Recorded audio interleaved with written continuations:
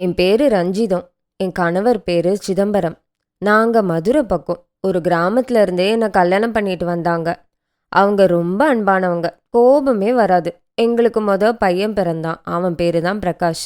ரொம்ப செல்லமா வளர்த்த அவங்க அப்பாக்கு பிரகாஷ்னா ரொம்ப பிடிக்கும். அவனும் அப்படிதான் இருந்தான். அப்புறம் 6 வருஷம் வித்தியாசத்துல அவனுக்கு ஒரு தம்பி பிறந்தான். பேரு வினீத்.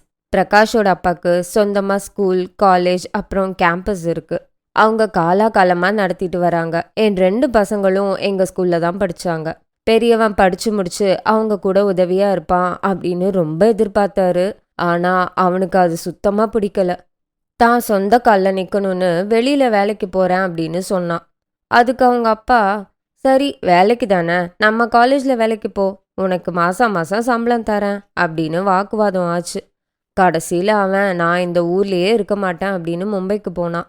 அங்க ஒரு 2 வருஷம் இருந்து அப்புறம் பெங்களூருக்கு வேலை பார்த்த காரணம் வினீத் எங்க காலேஜ்ல படிக்க கூடாது அப்படின்னு பெங்களூர்ல படிக்க சொன்னான். அவனுக்காக தான் டிரான்ஸ்ஃபர் வாங்கிட்டு பெங்களூருக்கு வந்தான்.